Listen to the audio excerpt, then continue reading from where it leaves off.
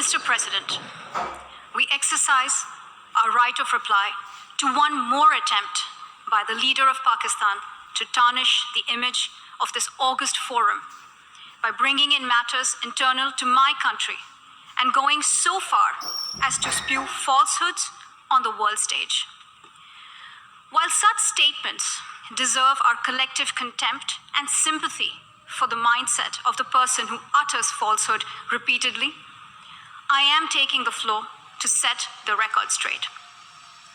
Regrettably, this is not the first time the leader of Pakistan has misused platforms provided by the UN to propagate false and malicious propaganda against my country, and seeking in vain to divert the world's attention from the sad state of his country, where terrorists enjoy free pass while the lives of ordinary people, especially those belonging to the minority communities, are turned upside down.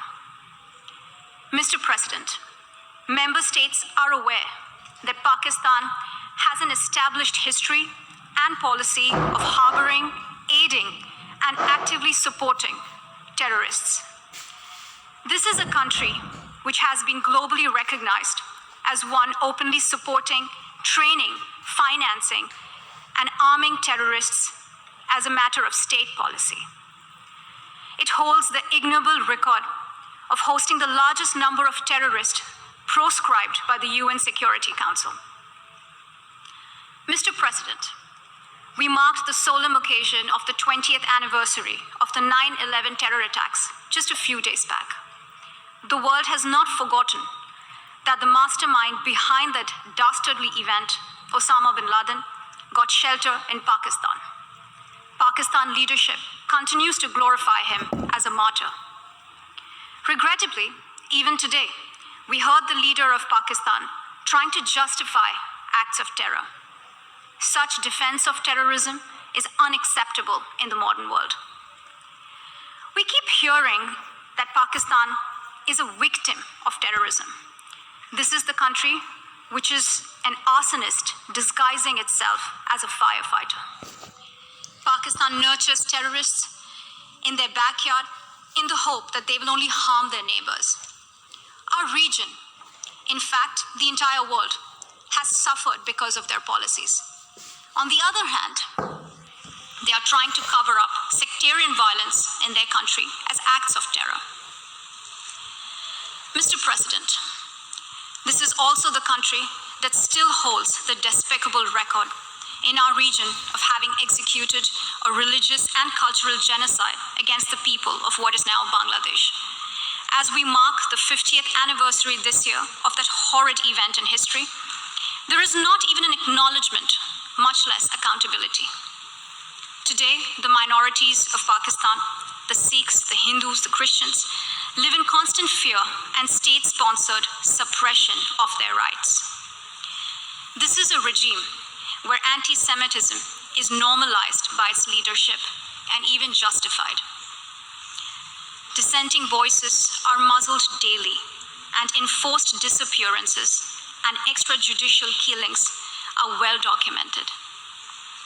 Mr. President, unlike Pakistan, India is a pluralistic democracy with a substantial population of minorities who have gone on to hold highest offices in the country, including as President, Prime Minister, Chief Justices, and Chiefs of Army Staff.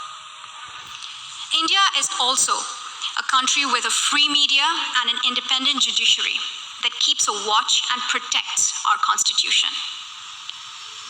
Pluralism is a concept which is very difficult to understand for Pakistan, which constitutionally prohibits its minorities from aspiring for high offices of the state. The least they could do is introspect before exposing themselves to ridicule on the world stage. Finally, Mr. President, let me reiterate here that the entire Union territories of Jammu and Kashmir and Ladakh were, are, and will always be an integral and inalienable part of India. This includes the areas that are under the illegal occupation of Pakistan. We call upon Pakistan to immediately vacate all areas under its illegal occupation. Mr. President, allow me to be categorical about India's position. We desire normal relations with all our neighbors, including Pakistan. However, it is for Pakistan to work sincerely towards creating a conducive atmosphere, including by taking credible, verifiable, and irreversible actions to not allow any territory under its control to be used for cross-border terrorism against India in any manner. I thank you, Mr. President.